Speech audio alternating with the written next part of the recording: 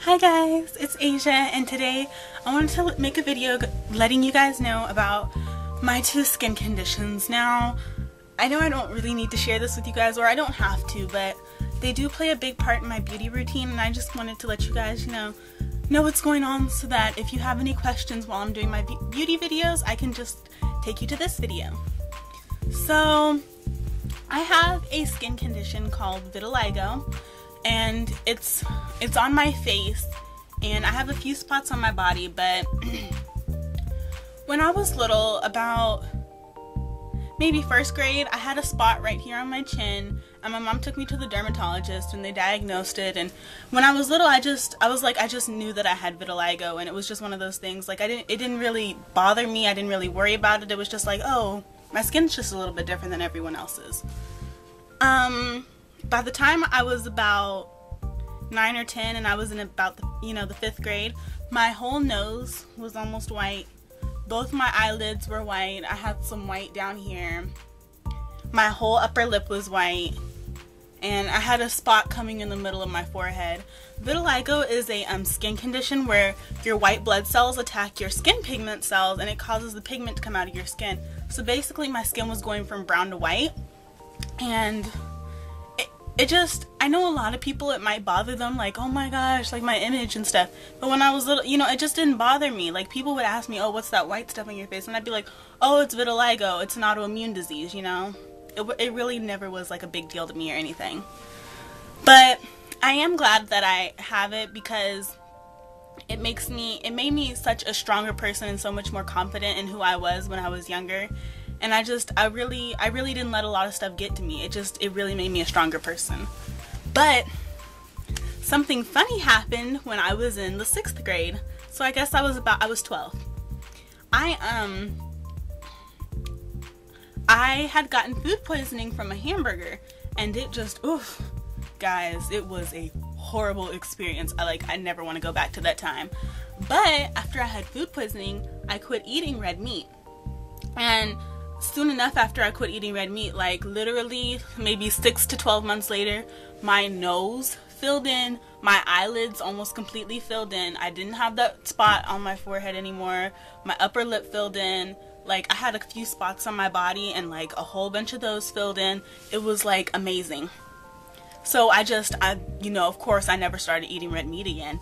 But I found out that a lot of people with autoimmune diseases can't break down, I think it's the amino acids in the red meat, so it causes the autoimmune disease to flare up. So you guys know that I don't eat red meat.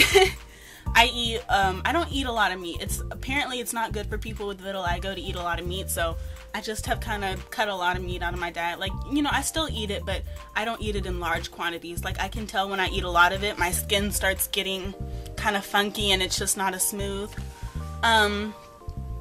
Yeah.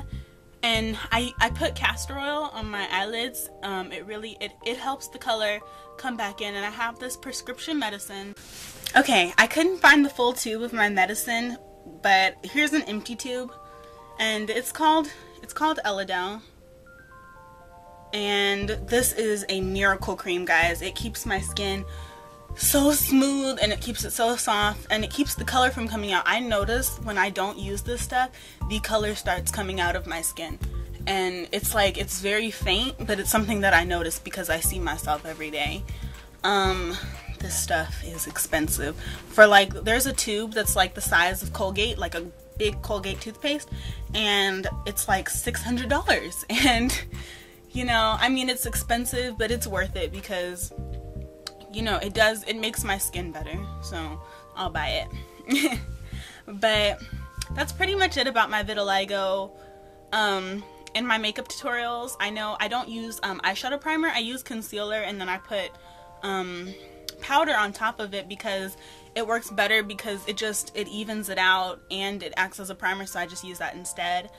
I have another condition called seborrheic dermatitis. I mentioned it in my curly hair routine, but it's kind of like what babies have, like when they say they have cradle cap. Basically, it's not dandruff. It's different from dandruff. Dandruff is actually like I don't know. I don't really want to get into too much scientific detail on dandruff because I don't have it. But seborrheic dermatitis, basically you get flakes with it, but the flakes are yellow or brown, and it tends to like lay over and, you know, kind of cake over the scalp basically. Like it could just be like a layer of flakes, and basically it itches so bad. If it gets like bad, like if it gets, you know, a lot of flakes, it itches so bad. And then sometimes it can cake up on different parts of your head, and it can like scab over, and it's just a lot. That's why I use the Selsun Blue medicated. Like that stuff, oh, this stuff is good. I love it because it gets all the seborrheic dermatitis out, and it keeps my scalp clean, and my head does not itch. Like, I know a lot of people be like, ooh, my hair is dirty, you know, my scalp kind of itches. I'll be like, oh my gosh, my scalp itches. Like, it hurts. Well, it doesn't hurt, but it itches really bad. That's why I have to use the Selsun Blue. I know when I was younger, I used to get it in my eyebrows. You get it in places where you have large quantities of hair. So I used to get it on my eyebrows, and I used to have to wash my eyebrows out with Selsun Blue when I was little. But again, you know, I was like younger. It didn't really matter. I don't really get it in my eyebrows as much anymore, and it's calmed down on my scalp. It's not as bad as it used to be. But I just have to wash my hair a little bit more frequently sometimes and just use more expensive shampoo. But yeah, I just thought I would share with you guys that because I felt like it was important. Since this is a beauty and fashion channel, I should share with you guys some of my things, you know, that change up my beauty routine and stuff. So I hope you guys enjoyed this video. Please don't forget to rate, comment, and subscribe, and let me know what you want to see next. Bye.